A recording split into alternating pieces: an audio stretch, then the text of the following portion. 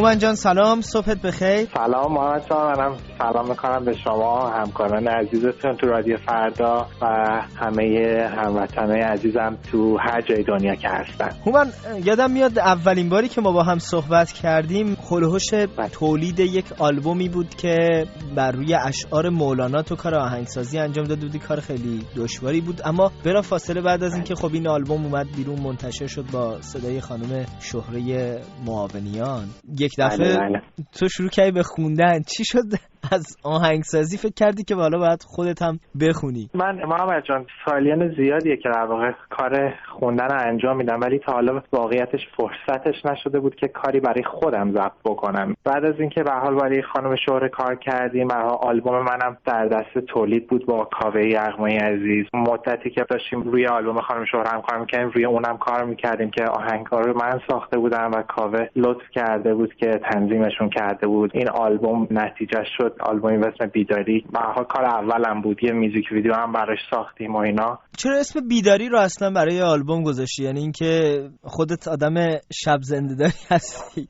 آره دقیقاً، من خودم شب زنده دارم و شبا خودش یه حالتی داره که بیشتر یعنی ساکت‌تر، آروم‌تر، همه چی خیلی بیشتر میتونی فوکس کنی. بیشتر کارام هم که ساختم یا مثلا زدم ساز دادم توشون یا خوندم اکثرا میتونم بهت بگم همشون دیر وقت انجام شدن، یعنی نصف شب بود تقریبا بیشترشون. به خاطر همه این بیداری‌ها اسم آلبوم هم شد بیداری. همسایه‌ها چی میکشن از دست تو دیگه؟ فکر کنم مثلا نصف شب سازت بلند میشه.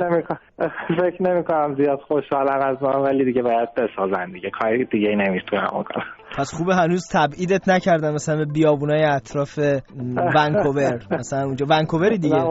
بله من ونکوور هستم. نه متاسفانه خوشبختانه اینجا بیابونم نداره، کلا همه جا میخوریم به جنگل و دریا.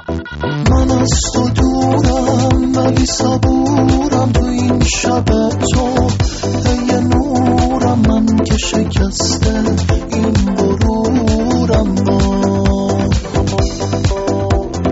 منم که بی تو ناتمومم، به یاد من باش وقتی دورم تو کوچه های بیابورم. باز دلم گرفته تک و تنها اشتیاقی واسه فردای بغضی انگار تو صدامه.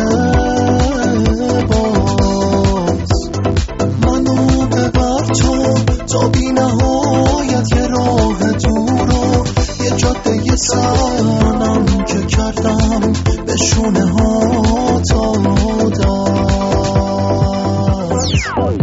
ترانه های این آلبوم کار چه کسی بود؟ ترانه ها بچه‌ای بودن که تو ایران بودن، دوستایی بودن که به حال من مدت زیادی بود به حال میشناختمشون. سیامند حسامی بود که ترانه در واقع نظر رو برای من نوشته بود و نوید نیکپور بود که ترانه تنگ غروب رو از آلبومم برای من نوشته بود که همون میوزیک ویدیو آلبومم هم مال همون ترانه بود. بقیه ترانه ها یه عده‌اش مال خودم بود، یه عده‌اش هم در واقع کار ترکیبی از مثلا دو تا ترانه‌سرا که مثلا با هم کار کرده بودن و برای من اینو ترانه رو فرستاده بودن. چرا دوست داری با کاوه یغمایی کار کنی به عنوان تنظیم کننده؟ چرا سراغ کسای دیگه‌ای که تو کار موسیقی هستن و به هر حال توی کانادا کم نیست تعدادشون، سراغ اونا نمیری؟ خب یه سری دلایل داره که مثلا از جمله اینکه از لحاظ روحیه و اینا کلا خیلی کاوه رو دوست دارم. مطمئنا همه کاوه رو دوست دارن، همه طرفدارش کاوه رو دوست دارن، ولی در کنار اون حرفه‌ای بودن کار کاوه به هر حال که از دلایلی که من همیشه دوست داشتم با کسایی کار کنم که حرفه‌ای باشن. به خاطر همین حساسیت‌ها کاوه رو انتخاب کردم که مطمئنم خیلی انتخاب خوبی داشتن. به هر حال خیلی نکته‌های مثبت و منفی بود، ولی نکته‌های مثبتش خیلی بیشتر بود. نکته‌های منفیش چی بود؟ میتونم بهت بگم که به هر کاری که انجام میدی یه نقاط ضعف و مثبتی داره. اگه بخوایم راجعش صحبت کنیم باید یه روز کامل بذاریم که من بهت دقیقاً بگم کجای کار مثلا یه سری ایرادا داشت.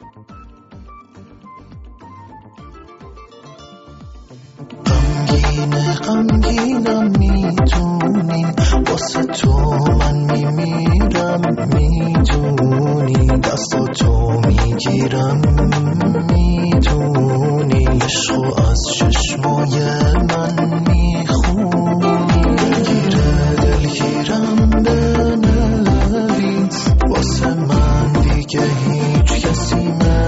تو نباشی کار من تمومه کی واسه تو غیر من میمونه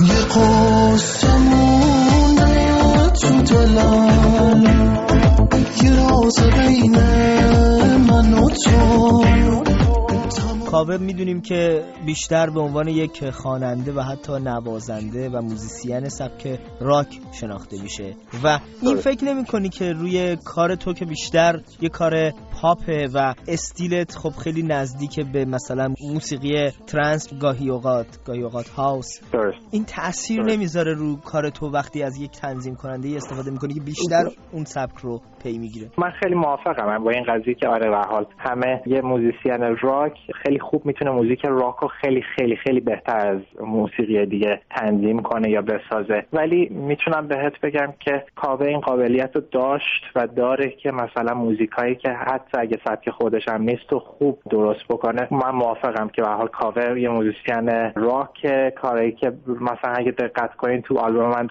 تا قطعه هستن که کاملا تنظیمشون راکه و من خودم خوشحالم از این قضیه. من خیلی خوشحالم که مثلا هم این آهنگا با همین تنظیم اومدن بیرون و بعضی از آهنگا مثلا فکر میکنم که اگه تنظیم صافتری داشتن خیلی خیلی بهتر میشدن. یه اتفاقی که توی آلبوم تو افتاده احساس میکنم که کارها به نوعی گاهی اوقات در ریتم اینطور به گوش من رسید که خیلی یک نواخته. میتونم بهت بگم که میدونی من زیاد خودم آدم تنوع طلبی نیستم، ولی دوست دارم که کارهای متنوعی بسازم که قسمت اصلی مخاطبامو در واقع راضی بکنمشون. مطمئن باش محمد جان این چیزی نیست که اولین بار از تو دارم میشنوم، خیلی اینم شنیده بودم قبلا. به خاطر همین الان یه سری تغییرات تو آهنگای جدیدی که داره از من میاد بیرون انجام داده شده که کار تنظیمشو خودم دارم انجام میدم. و مسئله دیگه ترانه هاست، این که خیلی فضای ترانه ها، فضای کارا، به ویژه مثلا من این کار اخیری که ازت دیدم به اسم ترانه‌ای برای امیر اگه اشتباه نکنم، بله، فضاها خیلی تلخ و تیره و تاره و حتی عاشقانه هات خیلی غمناکه. اینا چیه؟ به خاطر تجربیات خودته یا اصلا این فضا و این چیزی دوست داری؟ نه اینکه این فضا رو دوست دارم، من اصولا نمیدونم چرا یه چند روز پیش اتفاقا با یه دوستی صحبت میکردم، نه اینکه دوست داشته باشم، متاسفانه بعضی از ترانه ها میدونم یکم حالت غمگین دارن. به اندازه کافی هم محمد جان الان خواننده‌های دیگه، آهنگسازای دیگه دارن آهنگای شاد به بازار میدن. 6-8 میخونن که 6-8 میخونن و هیچ اشکالی نداره. اونا دارن یه قسمتی از موزیک جامعه رو پر میکنن، من سعی میکنم یه قسمت کوچیکی که تا جایی که از دستم برمیاد انجام بدم. اون ترانه‌ام که ترانه‌ای برای امیر بود، این کاملا یه قضیه شخصی داره که برمیگرده به اتفاقی که 2 سال پیش برای برادر من افتاد و متاسفانه بزرگترین ساپورت زندگیمو من از دست دادم به خاطر اون و این ترانه تقدیم بود برای اون. این کاملا یه چیز شخصی بود. بعد یه عمری دوری خواستم بیام کنارت، خبر دادن که دیره سر اومده بهارت، گفتن چند وقت رفتی سفر واسه همیشه، گفتم دروغ هرگز باور من نمیشه، از سفرت به هیچ کس چیزی نگفته بودی، من اومدم ولی حیف تو دیگه رفته بودی، رو تاقچه اتاقت یه پارچه سیاه بود، صدای باد شبیه به صدای سرد آب.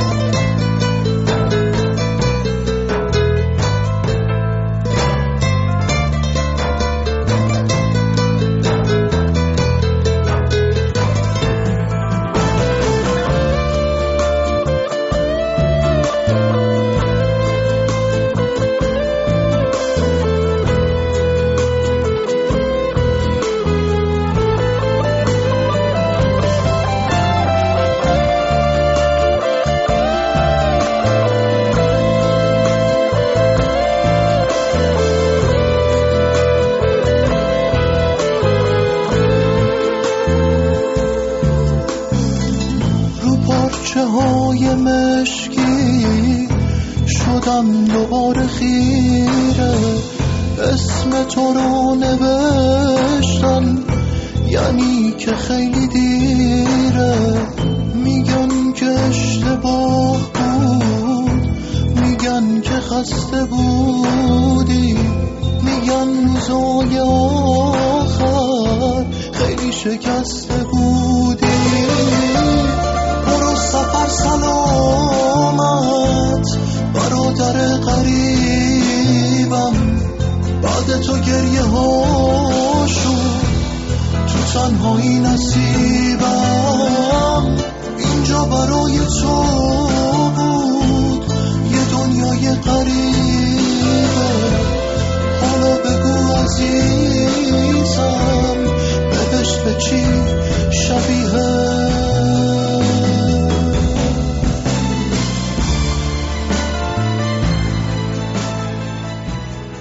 هومن میخوای بگی که بچه کجایی در اصل، از کجا میای، از کدوم نقطه حالا پایتخت تهران یا اینکه شهر دیگه‌ای؟ من محمد جان اصالتا متولد ارومیه هستم. وقتی که وارد دانشگاه شدم موو کردم اومدم تهران. نزدیک 5-6 سال از زندگی من قبل از اینکه بیام اینجا تهران بودم. فعالیت موزیکم هم قسمت اصلیش از اونجا شروع شد.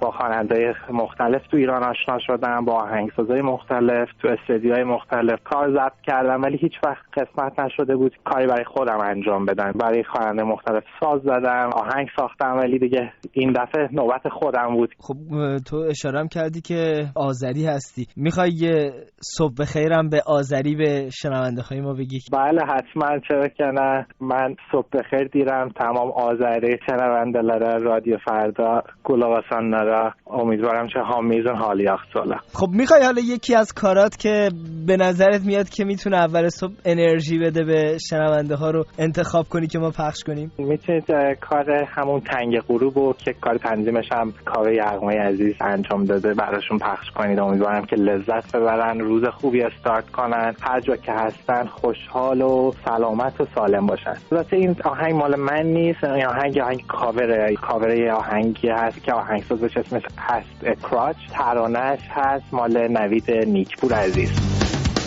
یار من دنیای من فدای تو این چشمای من، برای من گریه نکن مرهم زخمای من. ای عشق بی همتای من خدا حافظ عاشق شدن، حالا بی تو این دیواران هماغوشه در جای من. عمری تو هم پایم بودی، مونس غم هایم بودی، بگو کجاست اون که میگفت تویی دنیای من. میدونستم رسم وفا نمیدونی کردی جفا، حالا تو این تنگ غروب هموندم و خاطره ها.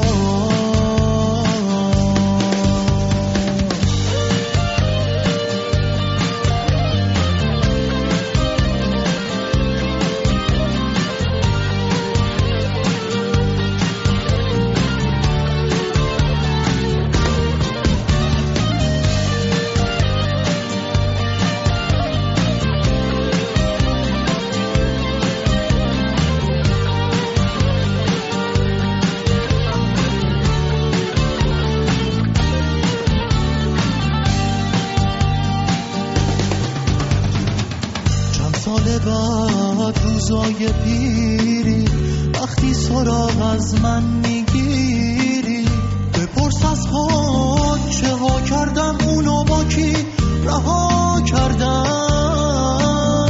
ای عشق بی همتای من خدا حافظ عاشق شدن، حالا بی تو این دیواران هماغوشه در جای من. عمری تو هم پایم بودی، مونس غم هایم بودی، بگو کجاست اون که میگفت تویی دنیای من. میدونستم رسم وفا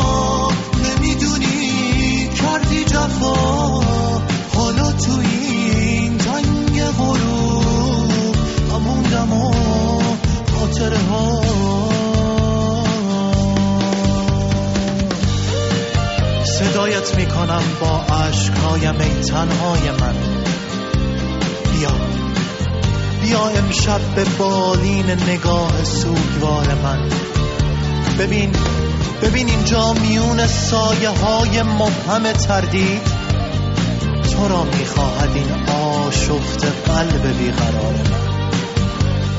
تو تنها میفهمیدی خزان چشمایم را، به باران نگاهت سخت محتاجم تنها ترین من.